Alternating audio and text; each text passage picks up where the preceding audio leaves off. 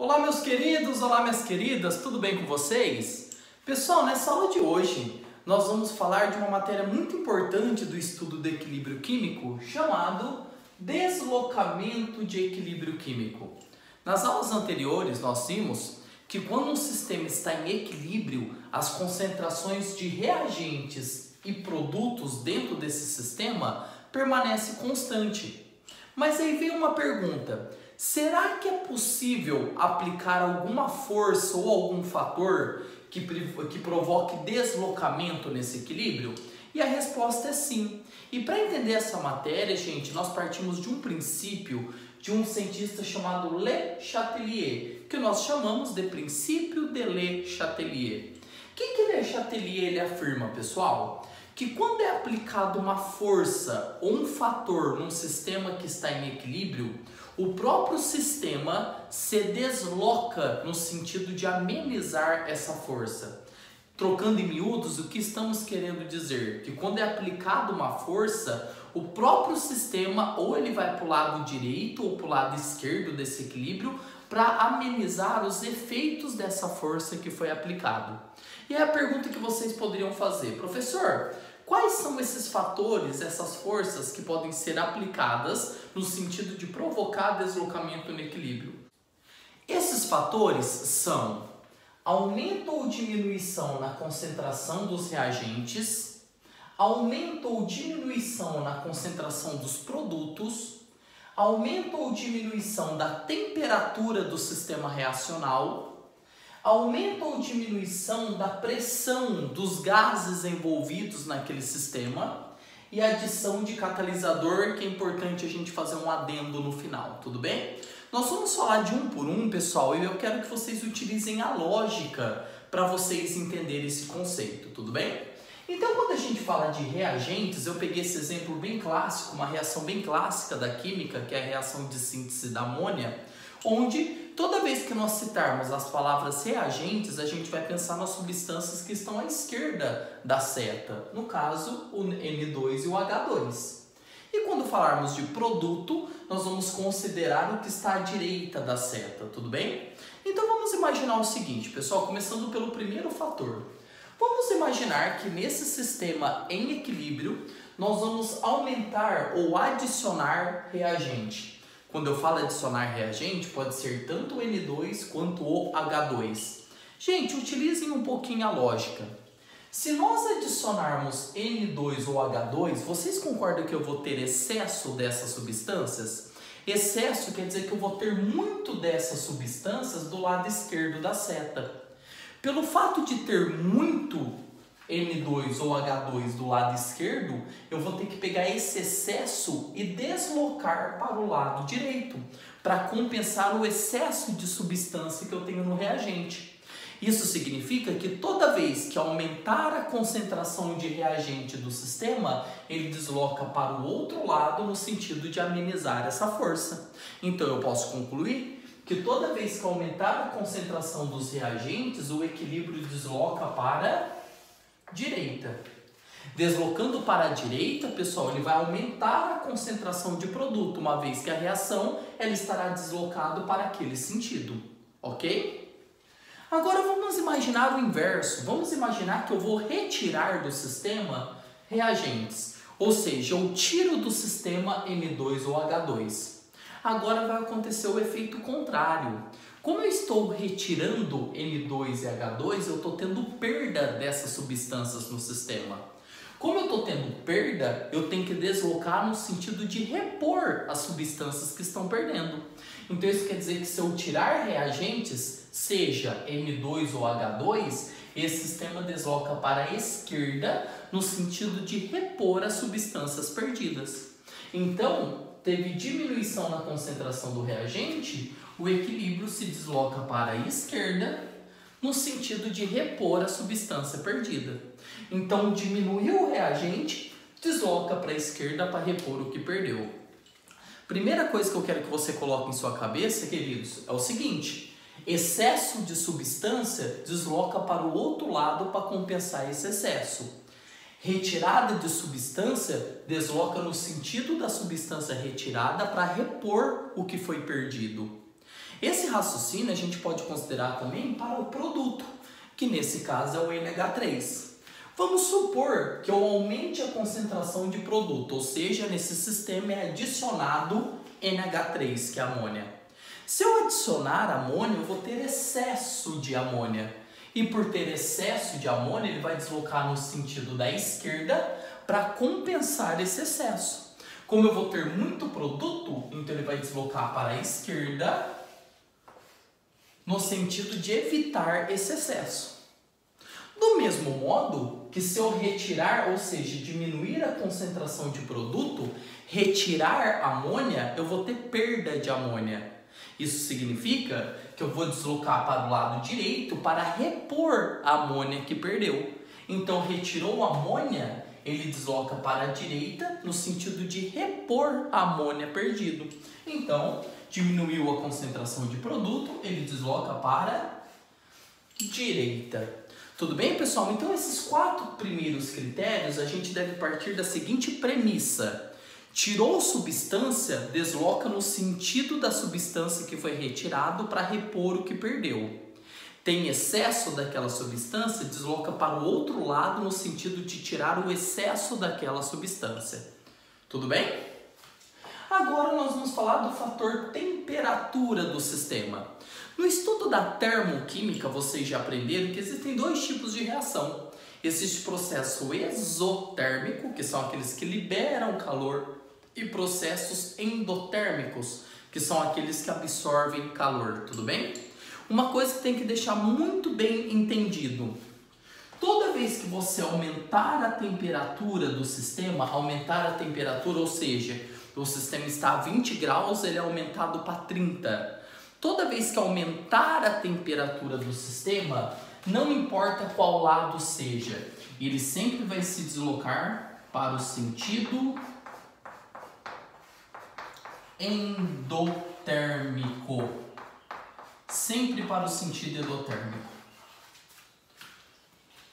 Ao contrário, se você diminuir a temperatura do sistema, é óbvio que ele vai se deslocar sempre no sentido exotérmico. Então, pessoal, gravem isso. Aumentou a temperatura do sistema, ele desloca no sentido endotérmico. Diminuiu a temperatura do sistema, ele sempre desloca no sentido exotérmico. E agora você poderia fazer uma pergunta, professor: como eu vou saber qual é o sentido endotérmico e exotérmico? Para isso, a equação tem que dar a variação de entalpia deste processo, tudo bem? Vamos supor, pessoal, que esse exercício é dada a variação de entalpia desse processo. Vamos supor que essa reação, a variação de entalpia desse processo é menos 22 kcal. Tudo bem?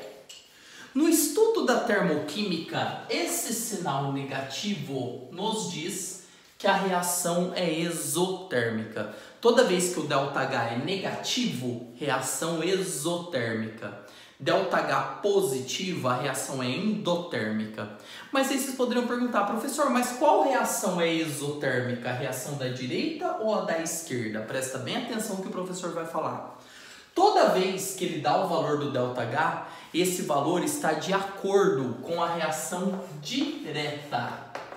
Reação direta é aquela que vai para a direita. Então, toda vez que ele te dar o ΔH, esse ΔH está condizente com a reação direta. Se ele fala, então, que o ΔH é negativo, quer dizer que a reação direta é exotérmica. Nesse caso. Logo, a reação inversa, ela é endotérmica. Professor, quer dizer que a reação da direita vai ser sempre exotérmica e para a esquerda endotérmica? Neste caso, sim. Mas ele poderia te dar uma outra reação cujo ΔH fosse positivo. Se o ΔH for positivo, aí a reação direta é endotérmica e a inversa é exotérmica. Então, antes de você entender a influência da temperatura nesse equilíbrio, você tem que descobrir se a reação direta e inversa são exotérmicas ou endotérmicas. A partir do momento que você descobre o que ela é, aí você pode aplicar esse raciocínio. Então vamos supor que eu aumentei a temperatura desse sistema. Quando aumenta a temperatura, ele vai para o lado endotérmico, que nesse caso, endotérmico é para a esquerda.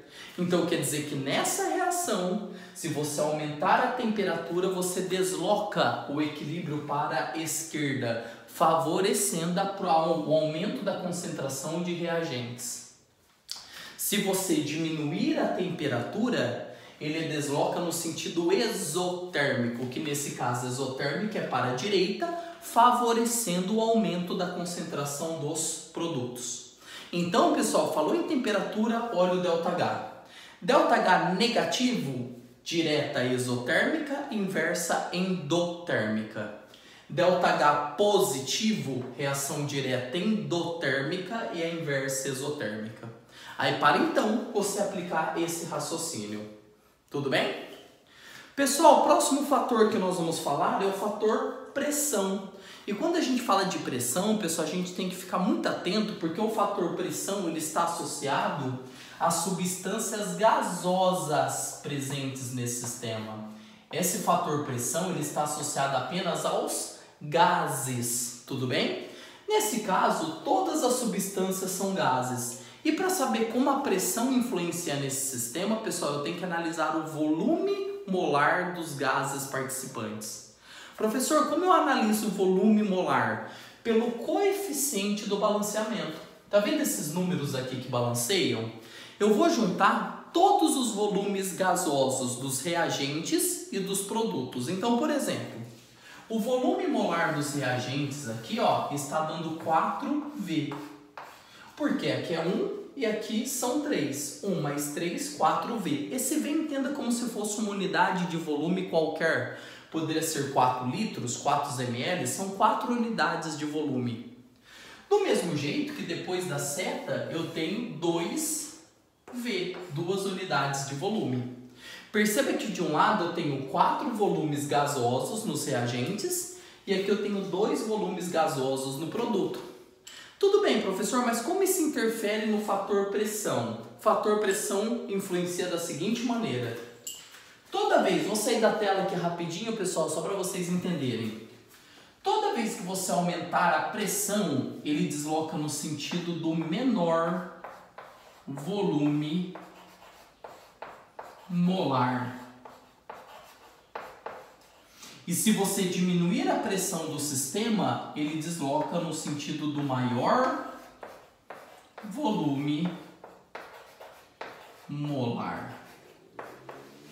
Professor, o senhor não inverteu, não? Se aumenta a pressão, desloca para o menor volume molar? Sim, sabe por quê? Porque pressão e volume são grandezas inversas. Grandezas inversas quer dizer que quando você aumenta a pressão do sistema, você está diminuindo o volume do recipiente que ocorre a reação. Isso quer dizer o seguinte, pessoal, que você tem que analisar qual lado tem volume maior e menor. Nesse caso, o volume maior é o 4 e o volume menor é o 2. Então, nesse caso, se eu aumentar a pressão, ele vai para o menor volume molar, que nesse caso o menor é o 2. Então, a reação da direita é favorecida. Se você diminuir a pressão do sistema, quer dizer que ele vai para o maior volume molar. E aqui o maior é o 4. Então, a reação é deslocada para a esquerda, favorecendo os reagentes. Professor, se os volumes fossem iguais, 4V e 4V. Se fosse 4V e 4V, quer dizer que a pressão não provoca deslocamento nesse equilíbrio, porque você não tem nem volume maior e nem volume menor. Se os volumes forem os mesmos, os volumes gasosos forem os mesmos, quer dizer que a pressão não provoca deslocamento nesse equilíbrio, cujos os volumes são iguais. Então, aumentou a pressão, vai deslocar para o lado que tem menor volume. Diminuiu a pressão, vai para o lado que tiver maior volume. E para a gente terminar, pessoal, falando da adição de catalisadores, vocês viram no estudo da cinética que a função de um catalisador é apenas acelerar uma reação. Isso quer dizer, pessoal, que se eu adicionar catalisador nesse sistema, ele não só vai acelerar a reação direta, como ele também acelera a reação inversa. Como ele acelera os dois sentidos, quer dizer que não haverá deslocamento de equilíbrio. Logo, podemos afirmar que a adição de catalisador não desloca o equilíbrio químico. Então, pessoal, se você vê algum exercício que está falando assim, ó, adicionou-se catalisador, para que sentido será deslocado o equilíbrio? Para nenhum sentido, porque o catalisador ele aumenta tanto a velocidade da reação direta quanto a velocidade da reação inversa. Então, pessoal, fique muito atento aos exercícios que ele pode perguntar assim, por exemplo, dada a reação, vamos supor que deu essa reação, e ele fala assim, ó, o que pode ser feito para aumentar a produção de NH3? Ora, se ele quer aumentar a produção de NH3, ele quer que desloca para a direita, para aumentar a produção de NH3. Então, você vai ver quais dos fatores poderiam aumentar para a direita. Nesse caso, o que eu poderia fazer, por exemplo? Para vir para a direita, eu poderia aumentar a concentração dos reagentes, aumentar N2, aumentar H2, ele iria para a direita, aumentando consequentemente a quantidade de produto. Eu poderia retirar a quantidade de produto de NH3 excedente. Tem muito NH3, eu retiro o excesso de NH3 que tem ali, ele vai deslocar para a direita também. Nesse caso aqui eu também poderia diminuir a temperatura do sistema, porque diminuindo a temperatura ele desloca no sentido exotérmico e nesse caso o sentido exotérmico é o da direita, também favoreceria a formação de produto.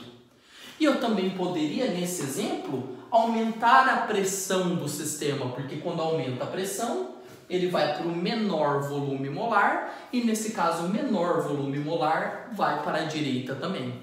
Então, pessoal, vai muito da interpretação do enunciado do seu exercício para você saber se a reação será deslocada para a direita ou para a esquerda, tudo bem? Então, essa tabelinha ela nos guia para saber o sentido de deslocamento de equilíbrio quando é aplicada uma força a esse equilíbrio.